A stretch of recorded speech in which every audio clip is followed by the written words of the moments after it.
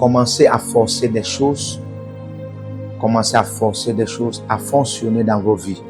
Cherchez ce qui ne va pas dans vos vies et forcez ces choses à aller ou à fonctionner dans vos vies. Premier type de connaissance pour forcer les choses à fonctionner, c'est chercher à connaître ce qui ne va pas. C'est le premier type de connaissance. Quand vous ne connaissez même pas quel est le problème, quelle est l'origine de votre problème, vous êtes déjà dans les troubles. Vous êtes déjà dans des malédictions. Ce qu'un consultant fait pour résoudre un problème, c'est de diagnostiquer le problème. Vous ne pouvez pas résoudre un problème si vous ne l'avez pas diagnostiqué. Ainsi, le docteur vous dit qu'est-ce qui ne va pas avec vous. Vous allez dire au docteur, voilà, j'ai des maux de ventre, j'ai des maux de tête, ça ne va pas, j'ai des fibromes, j'ai des kystes. Et ainsi, le docteur va vous poser la question de savoir, est-ce que cela vient de votre lignée familiale? Est-ce que ça a un trait avec votre lignée familiale? Vous allez dire oui, exactement, docteur. C'est comme ça, ma grand-mère en avait la même maladie, mon grand-père en avait la même maladie, mon père en avait la même maladie. C'est de la même manière, seulement que quand vous venez à l'église, nous, on s'en fiche du fait que c'est votre père, votre grand-mère, votre mère qui en avait cette maladie, votre père qui en avait cette maladie. Nous nous fions à la puissance que Dieu nous a donnée pour détruire ce problème, pour détruire ces malédictions jusqu'à la fin de ce problème. Je le dis encore, dans ta vie, s'il y a des modèles familiaux qui sont en train de perturber ta vie, perturber ta destinée, n'attends pas jusqu'à ce que ça terrorise ta vie. Je déclare et je proclame maintenant, s'il y a de telles sortes dans ta vie, cela est déjà détruit au nom de Jésus-Christ. Par exemple, je suis venu d'une famille où j'ai vu beaucoup de mes oncles, beaucoup de mes tantes mourir avant le temps. Et ça, c'est une vérité. Et j'ai atteint un certain âge où je me suis rendu compte que c'était mystérieux. Parce que l'âge à laquelle chacun de mourait, ce n'était pas normal. Il mourait dans la honte, il mourait dans le déshonneur, il mourait dans la malédiction et dans la peine. Et je me suis dit non, ce n'est pas parce que je viens de cette famille que je dois aussi expérimenter les mêmes choses. Et je me suis dit, j'ai été appelé de sortir de toutes les tribunes, de toutes les langues, de toutes les familles. Et j'ai l'habilité avec Dieu pour créer toute possibilité et de m'en sortir. Et parce que je me suis dit, je sais que je serai dans le ministère et que je serai à un certain moment de ma vie en train de troubler les démons. C'est mieux que maintenant, je cherche la connaissance pour commencer à forcer les choses à fonctionner. Pour que je ne devienne pas une honte contre moi-même. Et pour quelqu'un là qui est en train de m'entendre, Dieu est en train de te dire, arrête et sors de ce règne de prier pour moi, prier pour moi, prier pour moi. Vas-y et cherche un livre, soit qui parle de la prière, soit qui parle de la connaissance. Donne-toi à la prière, donne-toi à cette connaissance. Ne dis pas que moi je ne connais pas prier. Personne n'est né guerrier de prière. Personne n'est né guerrier de prière. Ce qui te poursuit détermine la sérieuxité dont tu mets. Vous vous dites, ma vie ne peut pas continuer à être ainsi. Je viens d'une famille pauvre. J'ai vu mon père vivre pauvre. J'ai vu ma mère vivre pauvre. J'ai vu mon grand-père, ma grand-mère vivre pauvre. Comment se fait-il qu'il y a des intellectuels dans notre famille et des diplômés dans notre famille, mais aucun d'eux ne peut en avoir un travail? Va chercher un livre en ce qui concerne la connaissance, soit qui parle de la prière. La Bible dit la connaissance de Dieu donne la vie. Ainsi, tu peux en avoir la connaissance. Et par cette connaissance, tu peux dire à Dieu, Dieu, toi, tu es le Dieu de la portion. Tu as dit dans ta parole que toutes les bénédictions augmentent pour tous. Toutes les bénédictions augmentent pour tous. Dieu, où est ma part de portion de bénédictions qui ont augmenté sur cette terre? Si tu ouvres ce livre et tu commences à lire et tu commences à prier en langue, Rados, Kaperadia, Savrandesh, et pendant que tu es en train de le faire, tu es en train d'entrer dans un autre terrain et même ta destinée est en train d'entrer dans un autre terrain. Je te dis, le jour que tu vas te mettre en colère pour que les choses commencent à fonctionner, même le diable va te laisser. Ainsi, mon conseil pour toi, mon exhortation pour toi, c'est qu'après cette conférence, tu n'abandonnes pas, tu t'adonnes à la connaissance. Tu t'adonnes à la connaissance qui est très primordiale. Achète des livres, achète des cassettes, des vidéos chercher des matériels de conférences que tu as beaucoup atteint.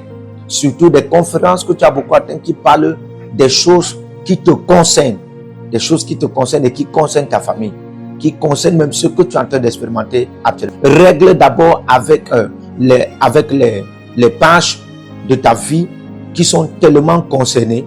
Et après, tu pourras régler dans les pages de ta vie d'où tu as besoin de l'innovation. Si tu es malade et tu es au point de la mort, ne cherche pas à lire un livre qui parle de parenté, de comment parenter les enfants ou comment être un parent. C'est seulement quand tu as envie que tu peux être un parent. Laisse le matériel ou le livre qui parle des parents.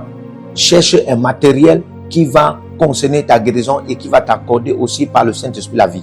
Aujourd'hui, tu pars à l'hôpital, on te dit que ton registre sanguin a changé. Ton registre sanguin a changé en AA. Ton registre sanguin a changé en AS. Ton registre sanguin a changé en AB. Tu te poses la question, mais Seigneur, qu'est-ce qui ne va pas avec ma vie? Tous les parties de mon corps, qu'est-ce qui ne va pas? Est-ce que je porte beaucoup de démons? Tu rentres dans le lieu secret et tu dis, mon Père, au nom de Jésus-Christ. Mon Père, ça c'est un problème démoniaque. Ça c'est une force satanique qui veut détruire ma vie, qui veut ruiner ma vie. Je prends autorité sur cette force, je prends domination sur cette force. Et vous déclarez, toi tu es la vigne, moi je suis la branche. Au nom de Jésus-Christ, je déclare toute possibilité. Est-ce que vous croyez en ceci? Voici la clé majeure pour expérimenter la restauration dans la dimension de commencer à forcer les choses à fonctionner dans vos vies. Il y a beaucoup de gens qui prient avec un instinct d'orgueil. Des gens, mon Dieu, est-ce que tu es encore là? Si tu étais même là, si tu étais même là, tu devais régler mes affaires. Il y a beaucoup de gens qui se disent que s'ils voient même Dieu maintenant ou s'ils voient Dieu actuellement, ils vont lui donner des coups de poing parce que les affaires ne fonctionnent pas dans leur vie. Et ça, c'est un instinct d'orgueil. Mais de mêmes personnes avec cette tendance de prière crient encore pour la miséricorde. Ils prient toujours pour la miséricorde. Quelqu'un dit la miséricorde. Quelqu'un dit encore la miséricorde. Le cœur contrit et brisé. Le moment où vous avez un cœur contrit et brisé et que Dieu vous trouve dans ce règne. Il a dit, je te trouverai sur le trône de la miséricorde, au-delà des chérubins. Là, je pourrai changer ta vie. Il y a un lieu où Dieu rencontre les hommes. Est-ce que quelqu'un est en train d'apprendre ce matin? C'est aussi longtemps que vous continuez à donner des excuses du genre, oh Dieu, regarde mon oncle. Là, vous êtes en train de prier. Cet homme a de l'argent. Il aide les gens. Regarde, il vient d'aider quelqu'un dans ma présence. Vous êtes en train de prier et vous dites, Dieu, regarde cet homme. Le genre d'homme, il est méchant. Vous devez comprendre que votre oncle, ce n'est pas lui qui est en train de souffrir. C'est vous qui voulez payer la maison, c'est vous qui voulez régler des factures. Mais pendant ce temps, c'est vous qui souffrez. Mais pendant que vous vous donnez à Dieu et vous dites à Dieu, je confesse, je viens devant vous. Je confesse que je ne peux connaître plus pour résoudre mon problème. Mais je viens devant toi. Je prends responsabilité devant toi. Comme un père, je n'ai pas eu la capacité de régler les factures de l'école de mes enfants. Je dois arrêter de blâmer le temps passé de 10 ans que je n'ai pas eu de percée. 10 ans, c'est trop pour ne pas en avoir une percée. J'arrête les plaintes et je commence à dire, je prends responsabilité.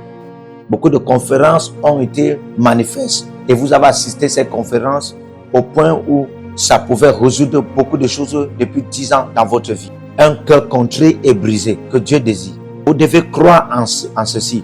Ça, c'est la clé la clé la plus majeure pour expérimenter la restauration dans la dimension de commencer à forcer les choses à fonctionner. Il y a même une prière de ceux-là qui ont un cœur contrit et brisé qui est sous une forme de chanson. S'il y a une chose que je connais sur Dieu, c'est que c'est un Dieu qui ne blague pas avec sa jalousie. S'il trouve un cœur contrit et brisé, qui prie et est malade et est attaqué et est détruit, il pourra intervenir par sa jalousie parce qu'il ne pourrait pas supporter voir de telles personnes confiées à lui et un démon prendre gloire sur cette personne. Mais quand vous avez un plan B et vous continuez à explorer vos options jusqu'à ce que Dieu voie que vous avez compris que vous n'avez plus d'options et vous ne pouvez plus compter sur vos options, alors vous verrez le Seigneur intervenir. Un cœur contrit et brisé. J'aimerais qu'en une seule minute, tu te positionnes et tu commences à faire cette prière. Seigneur, je me positionne devant toi avec un cœur contrit et brisé. Pour être brisé, ce n'est pas pour être condamné, ce n'est pas pour être détruit, mais c'est pour être humble, soumis et loyal devant Dieu.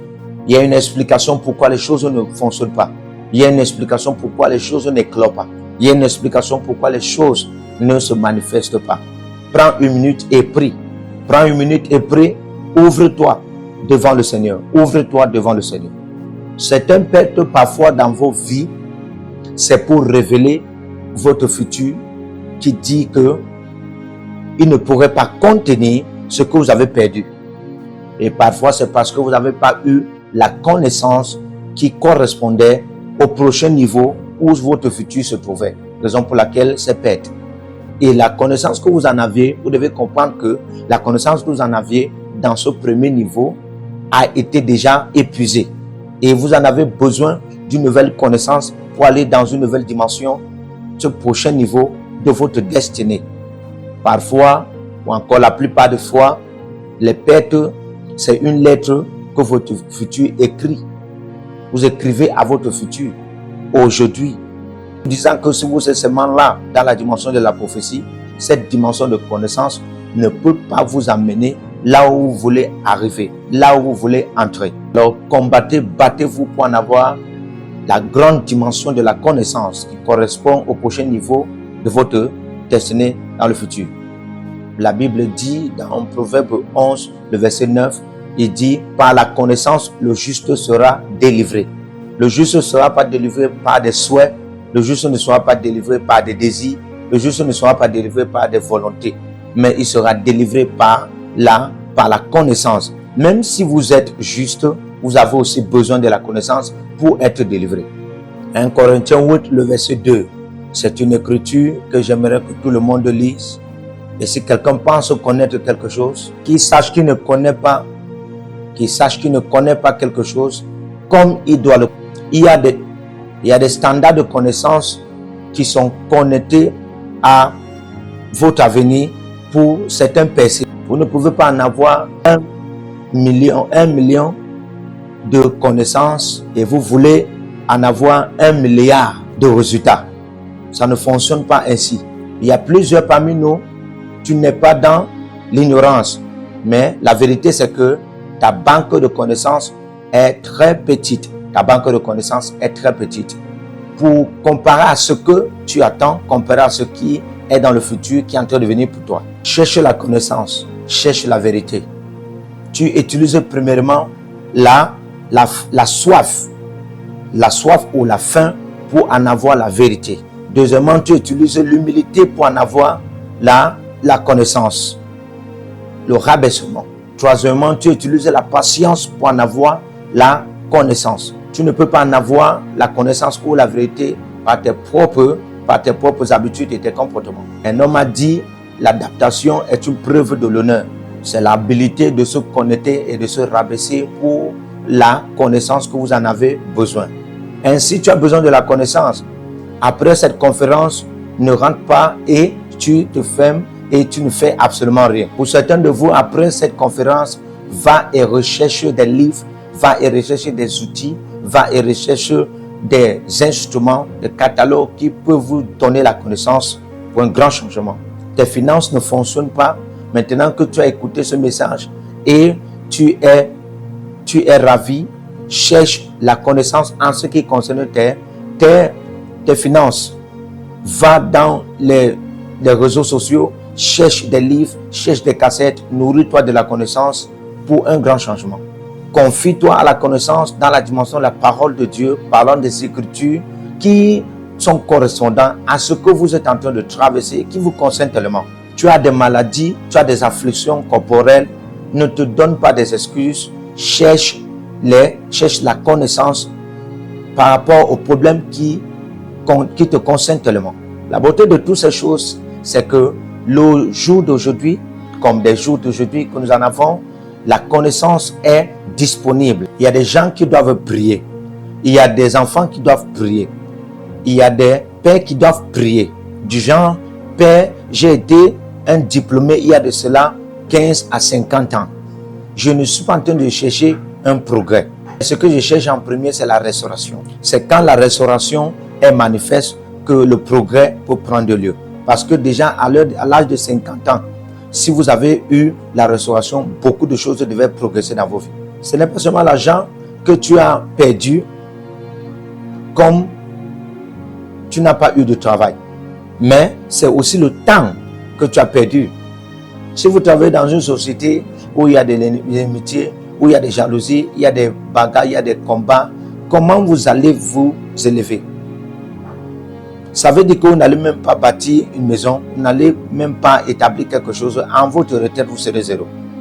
C'est pourquoi il est écrit, Dieu dit, je restaurerai les années dévorées par la sauterelle, mais je veux seulement restaurer à ceux-là qui vont voir le besoin de crier envers moi pour que je le fasse. Qu'il est écrit, invoque-moi et je te répondrai. Invoque-moi et je te répondrai. Quelqu'un a besoin de prier, de faire la prière de restauration. Du genre, Père, à partir de cette année, tout ce que j'ai eu à perdre, tout ce que j'ai eu à perdre dans ma société, j'ai souvent eu la gloire dans ma société mais maintenant je me retrouve dans un moment de ridicule et même ma société se retrouve dans un moment de ridicule. Ce n'est pas ainsi que tu élèves les hommes. Ta parole dit que les voies du juste sont comme de la lumière qui brille du jour en jour jusqu'au parfait jour. Je n'ai pas encore vu cette lumière briller de plus en plus dans ma vie. J'aimerais la voir briller de plus en plus dans ma vie.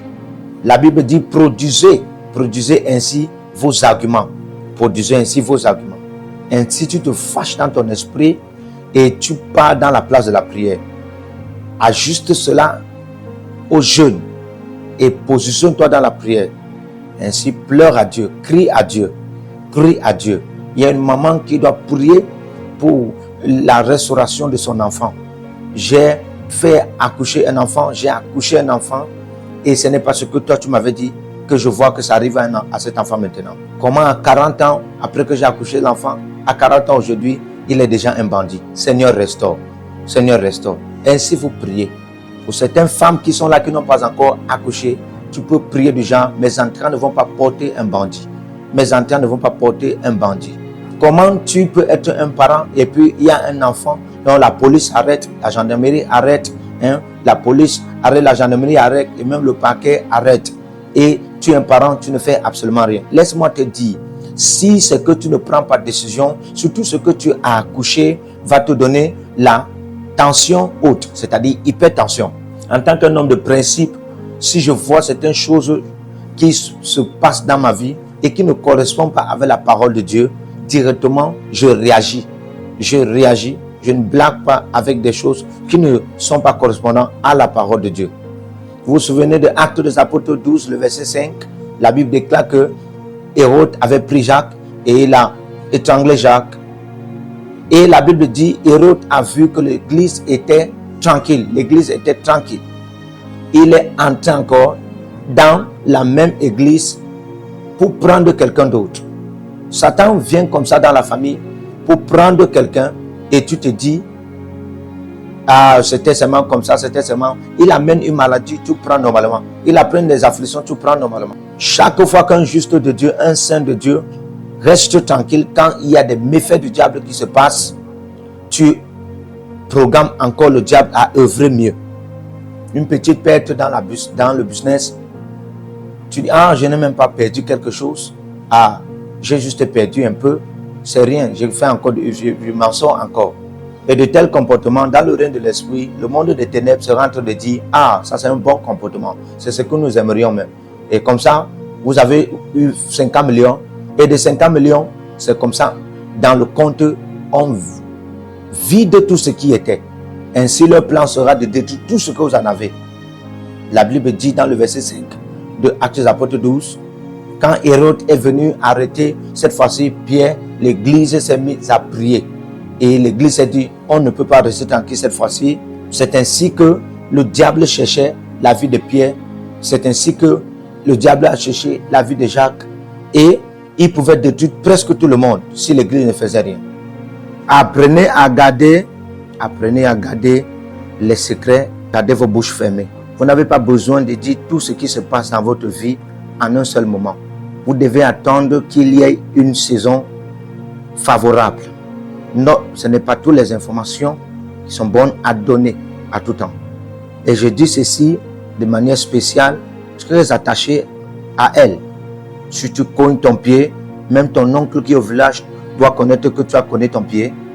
Et tout le monde appelle comme ça, là, appelle conférence pour dire, ah, nous sommes désolés. Tu as les maux de tête avant que tu ne le saches. Hein? Ton cousin qui est même très éloigné est déjà au courant que tu as les maux de tête. Ce genre de vie va te plonger dans la misère. La Bible dit, et Marie a gardé ces choses en elle-même. Il est écrit, mets une sentinelle sur ma bouche. Cette bouche m'a beaucoup plongé dans les troubles. La Bible déclare que une parole donnée à un moment favorable, qu'elle est si bonne cette parole. Tu as un partenaire de chambre, un partenaire de maison, et Dieu est en train de faire quelque chose dans ta maison. Ainsi tu pars, tu racontes à tout le monde comment Dieu veut faire quelque chose dans ta maison. Voilà comment ta maison sera très mauvaise. Et maintenant que Dieu est en train de changer ta maison, ceux qui ont déjà des mauvaises nouvelles en ce qui concerne ta maison sont déjà en train de relâcher certains sabotages à cause du fait que tu as été précipité pour leur dire. Jésus est mort, vous savez. Il est mort, ça fait combien de jours? Il est mort, ça a fait pratiquement 3 jours. Mais est-ce que vous savez que après 3 jours, chacun est en train de raconter, ah, est-ce que tu sais que Jésus est mort? Est-ce que tu sais que Jésus est mort? Alors qu'il était déjà ressuscité. Et Jésus les a regardés.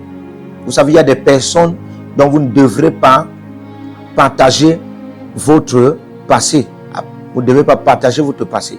Ce jour-là, vous leur avez dit tout. Et voilà maintenant, ils sont placés quand vous êtes en amitié avec eux. Et ils te disent, je vais te traiter ici, tu vas voir, je vais te disgracier ici là.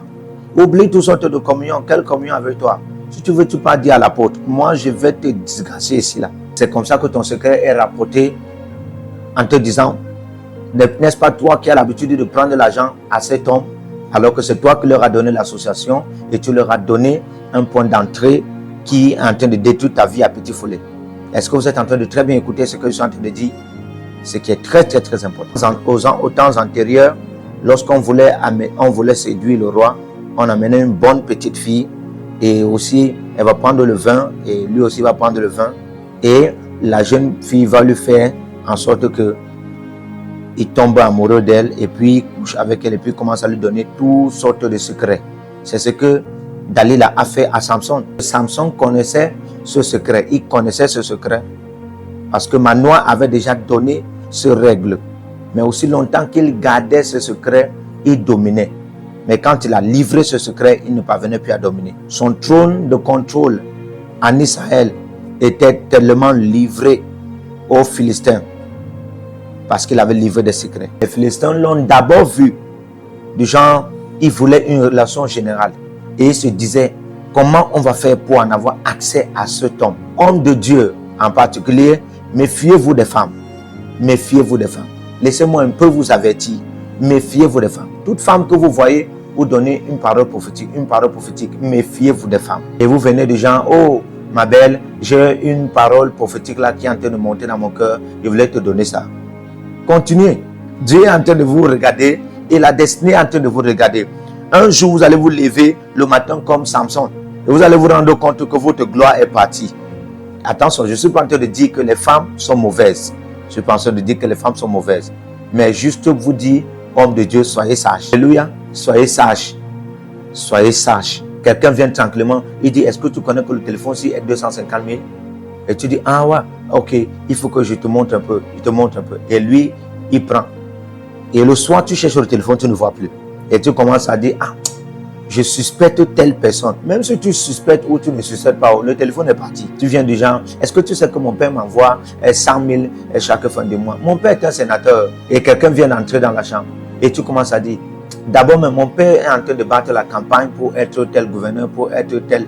Alors que quelqu'un est déjà entré là-bas. Comme la Bible le dit, que les oiseaux du ciel ont déjà pris ces paroles. La Bible parle là des atmosphères prophétiques. Est-ce que tu sais que Godwin va m'épouser très bientôt? La manière dont l'antenne me regarde, la regarde, il m'a même envoyé un message. Et ta camarade dit, donc tu veux dire que c'est Godwin? Et puis tu te rends compte que 2 jours après les 2 jours, Godwin l'appelle. et puis il te dit, je suis désolé, ce mariage ne peut plus fonctionner. Et parce que quelqu'un lui a dit des mauvaises choses en ce qui vous concerne. Quelqu'un est venu lui dire du genre, ah, tu vois même ce jeune de fille, toi tu as payé le prix pour être un grand homme, un bel homme et puis un responsable comme ça. Et tu vas aller vers ce genre de fille.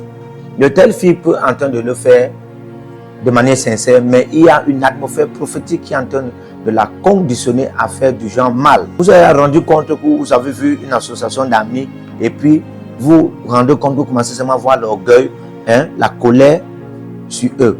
Vous ne comprenez pas ce qui se passe. Quelqu'un qui avait l'habitude de vous saluer, quelqu'un qui a l'habitude de causer avec vous librement, maintenant après que vous êtes pasteur, vous dites, ah, mon frère, est-ce que j'ai appris que tu es pasteur? J'ai vu toutes sortes de gens de personnes. J'ai vu des personnes qui pourraient me voir comme ça, là, avec le mal, et me disent bonsoir. Pas parce qu'ils ont fait quelque chose, mais je les ai déjà trop remarqués. Et c'est comme ça qu'ils me voient aujourd'hui, ils disent, ah, ils font comme s'ils ne m'ont même pas vu. Mais ils disent quand même, apôtre, nous te saluons. Ainsi, tu t'exposes à une atmosphère qui viole la moralité hors de ta vie. Certains de vous avaient l'habitude de respecter vos parents jusqu'à ce que quelqu'un vous a dit quelque chose de mauvais en ce qui concerne vos parents. Et la personne vous a dit des gens, continuez à vous comporter comme les végétariens jusqu'à ce qu'ils vont vous détruire. C'est là où tu vas connaître. Un jour, donne-le même un coup de poing. Et comme ça, ton père est en train de parler un jour et tu te positionnes, tu dis, mon père, ce n'est pas parce que je ne peux pas te faire quelque chose de mal. C'est seulement que je te respecte. Et puis comme ça, depuis ce jour, il n'y a plus votre ration alimentaire. Et comme ça, on vous chasse de la maison. Et l'ami là, qui vous a donné ces mauvais conseils, lui, il est dans la climatisation, il vit bien dans sa famille et vous êtes en train de payer le prix. Vous voyez en train de payer le prix de manque de sagesse. Vraiment, c'est étonnant que vous voyez des gens qui vous ont dit de faire des choses. Après, ils appellent des gens pour venir témoigner des choses qu'ils vous ont demandé de faire, alors qu'ils savent que c'est eux-mêmes qui vous ont demandé de faire de telles. Les bonnes personnes et des personnes sincères sont rares. Je ne suis pas en train de te donner cette connaissance pour que tu deviennes peut-être une personne de mauvais, mais c'est juste pour que tu consommes et tu sois sage. Quand les paroles vous laissent, vous ne pouvez plus les racheter. Elles sont parties. Et parfois, ces paroles parties pour causer plus de désastres que ce que vous avez planifié. Ayez de la maîtrise sur votre bouche. Le psaume 39, le verset 44. La plupart de nous, le diable dans notre vie, c'est notre bouche. Les paroles dans nos bouches. Que le Seigneur vous bénisse. Partout où vous êtes connectés au prophète Jérémie Naou, à la source de feu de Jéhovah Kabira. Donc si vous vous connectez par vos semences, vous allez puiser du feu, le feu dévorant. Donc connectez-vous maintenant partout où vous êtes. Au Togo, voici, nous avons le flux de Togo. Connectez-vous maintenant. Du Togo, connectez-vous et puisez le feu dans vos batailles. Vous êtes en Côte d'Ivoire, connectez-vous maintenant par MTN et libérez votre semence par Wave sur Flows ou comme sur MTN et puisez le feu dévorant du Saint-Esprit dans vos batailles. Au Gabon, maintenant prenez les contacts et libérez votre semence. Libérez votre semence maintenant. Connectez-vous et que toutes ces prières, toutes ces déclarations, tous ces enseignements deviennent maintenant votre héritage et siègent dans votre sang. Siège dans votre sang et devient l'héritage de vos enfants. Partout où vous êtes, vous pouvez aussi libérer votre semence par Réa ou par MoneyGram. Et vous mettez le nom du prophète Jérémie Naoum qui est là, sur la fiche, et vous mettez le pays, le Togo, et vous mettez mon contact, et vous verrez la gloire de Dieu. Et le Seigneur ne manquera pas de vous bénir. Et vous pouvez aussi vous inscrire à l'école prophétique Les Aigles en Action, à l'Institut biblique L'Aigle de la Révélation. Vous êtes un jeune pasteur, inscrivez-vous maintenant.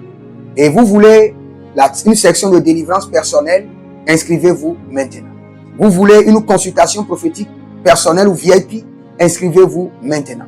Vous avez quelqu'un qui a été malade et vous voulez que je prenne soin de la personne et que je prie pour la personne. Vous avez quelqu'un qui a une maladie qu'on ne comprend pas, inscrivez-vous maintenant. Et vous verrez la gloire de Dieu. Tous ces enseignements, ces prières sont à vous. C'est votre héritage. Utilisez-les, priez avec, partagez et vous verrez la gloire de notre Seigneur Jésus-Christ de Nazareth. Et n'oubliez jamais, avant de partir, libérez vos semences et écrivez, l'Éternel a parlé, l'Éternel a agi. Shalom.